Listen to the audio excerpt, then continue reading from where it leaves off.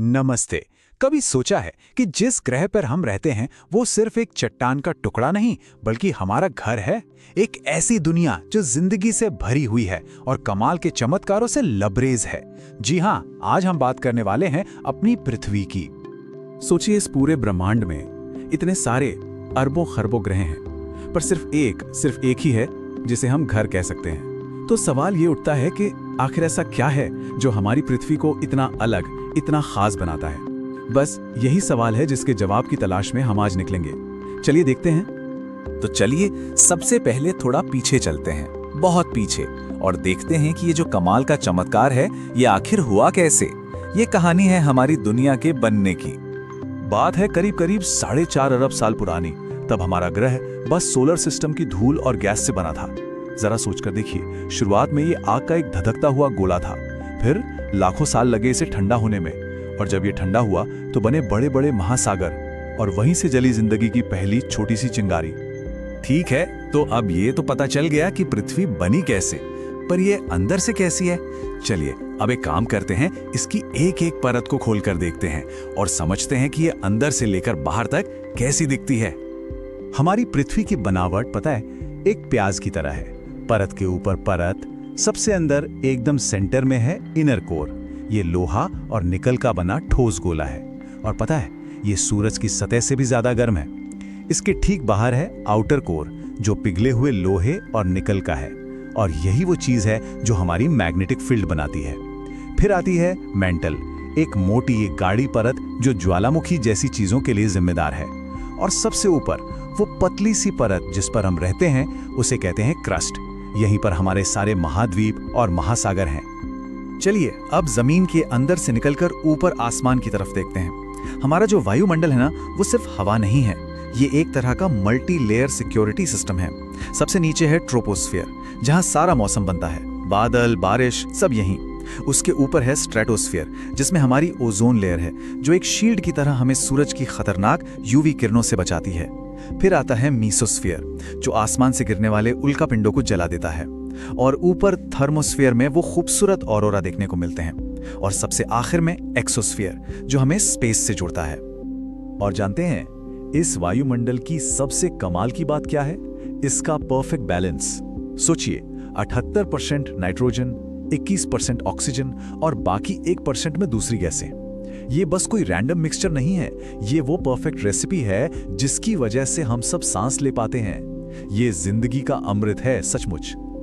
तो आखिर वो कौन सी खास चीजें हैं, कौन से इंग्रेडिएंट्स हैं जो मिलकर पृथ्वी को रहने लायक बनाते हैं? आइए अब जरा जिंदगी की इस खास रेसिपी पर एक नजर डालते हैं।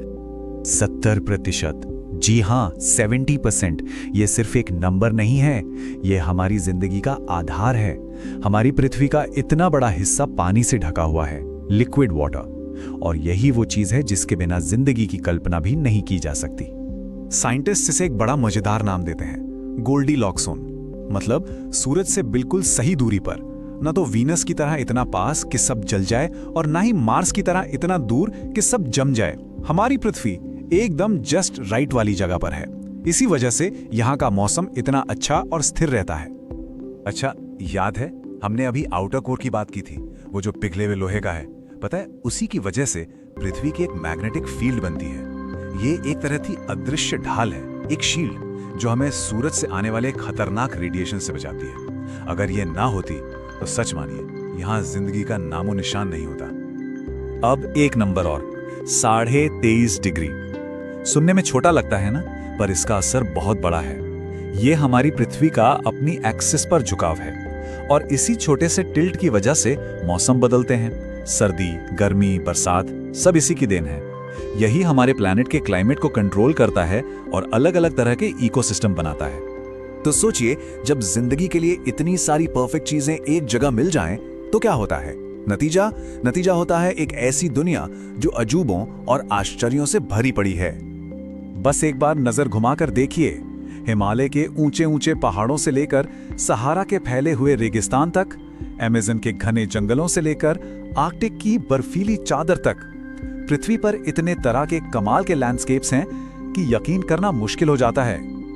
और पता है, यही वो बात है जो पृथ्वी को सबसे अलग बनाती है। अब तक हमने जितने भी ग्रह खोजे हैं ना, किसी पर भी ये सारी चीजें एक साथ नहीं मिली। लिक्विड पानी, सांस लेने लायक हवा, सही टेम्परेचर और एक प्रोटेक्टिव मैग्नेटिक फील्ड। ये कॉम्बो इतना यूनिक है कि ये पृथ्वी को पूरे यूनिवर्स में एक अनमोल हीरे जैसा बना देता है। और इन परफेक्ट कंडीशंस का नतीजा क्या हुआ? जिंदगी का एक ऐसा धमाका जिसकी हम कल्पना भी नहीं कर सकते।